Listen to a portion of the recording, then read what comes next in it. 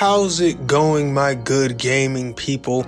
It's me, Waifu Belector, still the only fair human on Earth, here today to talk about a pretty significant aspect of the games industry and gaming commentary, that being reviews. And obviously, reviews and the act of reviewing content exist outside of just gaming, so a lot of what I'll talk about today does apply to just about all entertainment media, but this is a gaming channel, so I'll primarily be focused on video games. Because on my channel, I've done a good hearty amount of review videos, even though I don't consider them to be the main focus of my channel.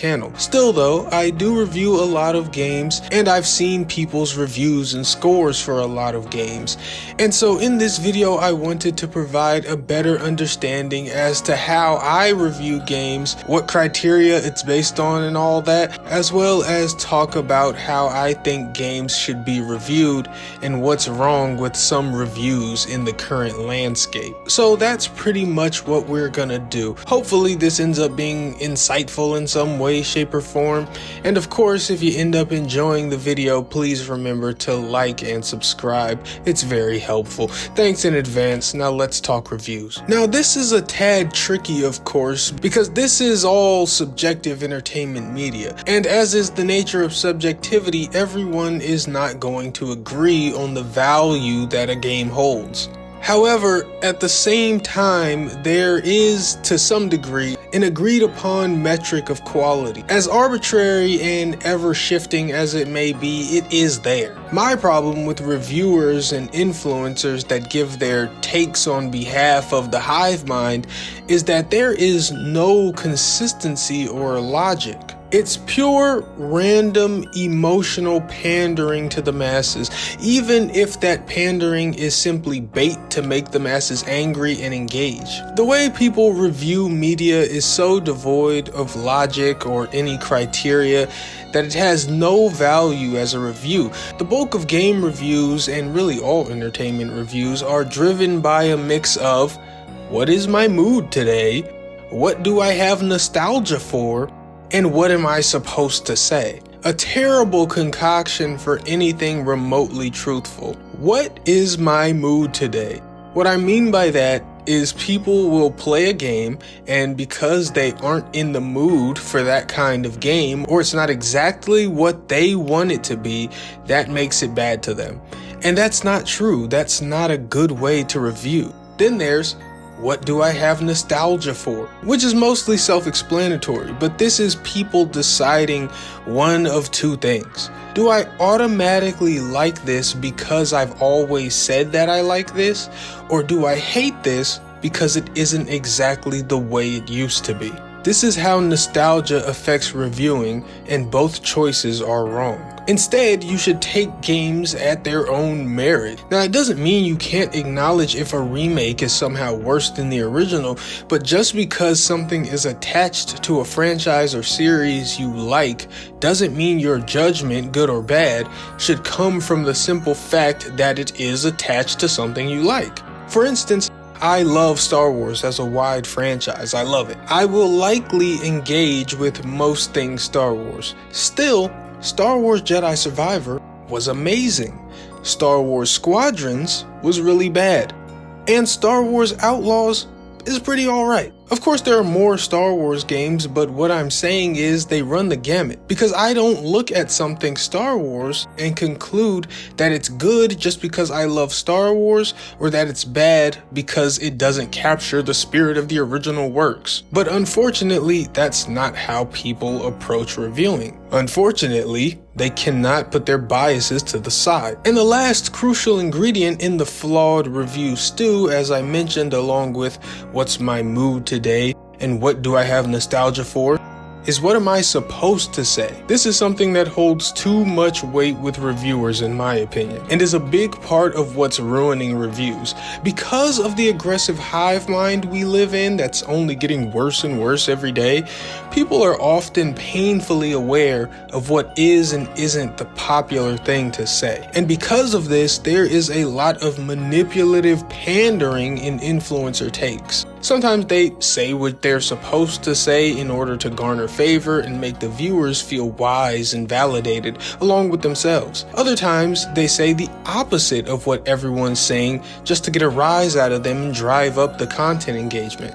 My problem with all of this is it's just a disregard for the truth or anything genuine. No one's saying what they believe to be true.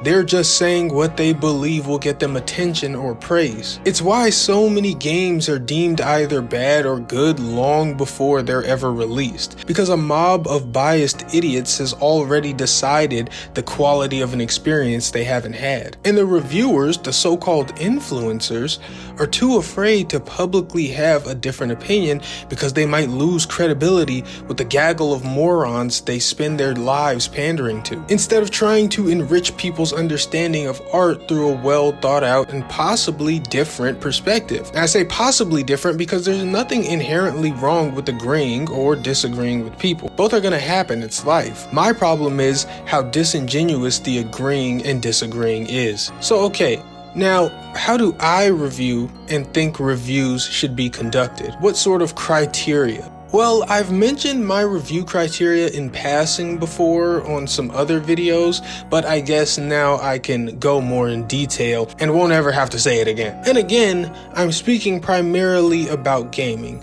So, when I play a game, I'm asking these questions. What is the game trying to do? Are they good ideas? How well are those ideas executed? And how much fun is it? Now, there are other smaller factors that can be thrown in and added on, but this is the baseline. Like, take something like originality. Originality is certainly a plus in a game or other media. However, if it's an original idea but not a good idea or not a fun idea, then it being original doesn't matter because it only hindered the game, and we see why no one did it. Hence why, does the game have good ideas? And is it fun are baseline questions, and is it original isn't. Approaching games with the 4 baseline questions really allows me to take games for what they are and judge them by their own merit, starting with what is the game trying to do? Every game is not meant to do the same thing. There are different kinds of fun and different forms of art. Ghost of Tsushima is a great game. Hades is a very different game. Should I then judge Hades for lacking things that Ghost has, despite Hades not even remotely going for the same outcome? Of course not, because that's ridiculous. This is why the first assessment is, what is the game trying to do? If I can understand what it's going for, I can understand where it's succeeding and failing. However, this is why after what is the game trying to do, we have, are they good ideas? Because just because you're going for something doesn't mean it should have been gone for. A prime example is a lot of issues I have with the Souls-like genre. I'm on record as thinking it to be a pretty substantially flawed genre, but for this example I'll just keep it easy. This genre goes for thorough punishment if you fail. That's what it does. But the punishment for failure in games already exists. It's that you have to do it again. You don't die and still get rewarded and continue. So the idea that if you fail, you become even less likely to succeed doesn't seem like a good idea to me. Now, other people may feel differently, and this is where the subjectivity comes in, but as long as we're both acknowledging the realities around it, there are realities happening despite the subjectivity. And so we can just continue with this Souls-like thing. Because after the baseline question of, are the ideas good? We ask how well executed those ideas are. So let's continue with Souls-likes because miles vary. How well executed are the ideas? The punishment ideas. You die and you drop your souls, all your experience points, and you've got to go back to where you died and pick them up or kill the enemy that killed you. This is making good on the game's idea of being punishing, and it's not too bad. It does what it set out to do in a not too ridiculous a fashion, a decent execution. But then you die in, say, something like Demon Souls to a boss, and you not only have to do a long pointless trek back, but now your maximum health is only half health because you died, and you only go back to normal when you kill a major boss. This is also trying to make true of the punishing idea of the game, but it's a horrible execution. And that's the thing. These baseline questions have you dig into the details of the game and attempt to put yourself in the mind frame of the developers. And when you start off asking what they were trying to do and you go from there, rather than saying, what do I want, and starting there, that's when you can actually begin to properly assess quality. There are genres I don't prefer, because as I keep saying, this is subjective and there is more than you in the world. To do a good review is more than looking at what you want. It's trying to acknowledge yourself as well as everyone else, as many people as possible. But of course, you also have your own bar of quality, and if you think that that quality is good, that is where the reviewing comes from. Of course, there are a plethora of reviewers that do not have a good sense of quality, most of them actually, but I digress. There are genres that I don't personally prefer.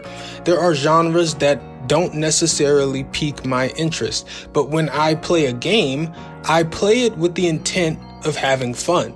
I play it with the assumption that it's gonna be fun. That even if it's in a genre that's not really for me, this could be the one that changes that. Simply put, I take the games for what they are without prejudging them. We all assume and have predictions, but people get so wrapped up in their assumptions that they start to believe it before anything happens.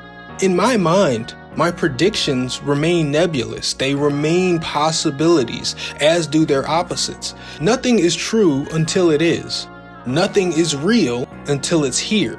Trust me, I know it's fun to predict. It's a good mental exercise to try and predict things, and you get to see how good your power of prediction is when the results arrive. However, what's the point in that exercise if you aren't going to be honest about whether you were right or wrong? Or if you already tipped the scales in your favor because you put your biases on one side and you refuse to remove them? Once again, this is subjective entertainment media we're talking about, so only certain things are ever technically true. But most reviewers don't even have their own truths, just fabricated ones that they think sound good. I've had opinions on the internet, and one thing you can be sure of is they're my genuine opinions. I'll say nothing before I say things I don't believe, even if it's what would be the most popular thing to say. And although I've had some unpopular opinions, I don't enjoy riling people up. It's not a goal of mine. It's actually uncomfortable for me. And I think for me, a desire to not only merely be perceived as correct, but to actually be correct is the separation with my reviews, takes, and videos. I don't just want you to think I'm right. I want to be right. Those are not the same thing. And along with that truth and desire, I also have a consistent logic. Something that doesn't happen when you take your opinions from a mob. I just wish more people shared a semblance of logic and an adherence to honesty, I guess. A crazy dream, I know. However, still on topic but shifting gears a little bit, I think people have a bad sense of numbered scores too. Too often do I feel like I hear people say things like, oh yeah, that game is a good game, not great, but it's a good one. It's like an 8 out of 10. Or, yeah, that game was pretty bad, like a 6 out of 10.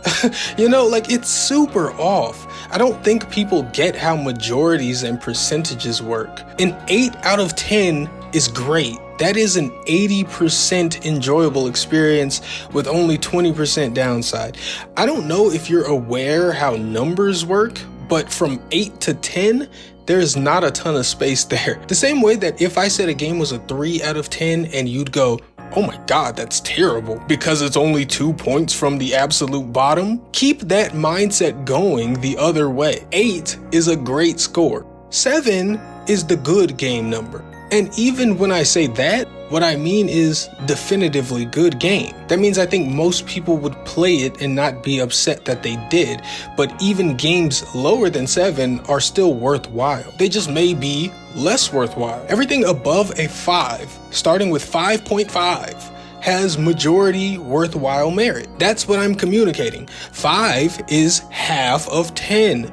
So anything above 5 is majority good. That is the communication. Now, if you hold out for higher numbers because you don't want something that's 60% or 65% good, that's fair. What you get out of bed for and spend your money on is up to you. But a 6 out of 10 game is usually still a solid experience and can even be more so if it happens to line up with your personal taste. It's just the higher you go, the less personal taste is required and the games are just more firmly good, great, and so on. Of course, everyone making games is aiming for the moon. They want 9s and 10s, but that's just not realistic. Most games in actuality fall between 5 and 7. And there are some 6 out of 10 games that I really enjoyed despite their flaws. But that doesn't mean the flaws weren't there. Now, everything below 5, starting with 4.5, is bad, and in my opinion, is not a worthwhile experience, except for in the case of some unique train wrecks. But to me, bad isn't just bad. There are still degrees, same with good. When I say a game is a 4, it lost that extra 0.5 for a reason. And it's not a 3.5 for a reason. It's still better than something, but as we established with majorities, it's worse than most things. 5 out of 10 games are games that exist. Not impossible to like, but it's hard to. 5.5, still not very good, but you didn't fail. 6, solid. 6.5, very solid. You've got potential. 7, good. 7.5, oh, really good. 8, great. 8.5, it's really great. Jeez. 9, amazing. 9.5, fucking outstanding. You barely did anything wrong. And 10, for lack of a more literally accurate term, is perfect. Okay, but yeah, I just felt the need to get into that because I feel like people's numbers are often weirdly inaccurate. Again, all subjective, but that's just what I think. And it should help provide clarity with any reviews I may do in the future. But okay, I think that's pretty much it. Just some stuff I wanted to chat about for a little bit. I know it gets messy bringing objectivity into subjective spaces, but I firmly believe that it isn't impossible. But I could make that a whole separate video, so I won't start. Anyway, thanks for watching. If you got this far, I'm impressed. Truly, I am. I hope you liked it enough to give the video a thumbs up and maybe even subscribe. Even if you hated it though, maybe you'll do your favorite thing and comment about how stupid and wrong I am. I'd love for you to do it. I know you can't help it. Either way, thanks for watching, and until next time, I am Waifu Belector. I am just a normal guy. I like hentai, and I am the only fair human on YouTube. Goodbye.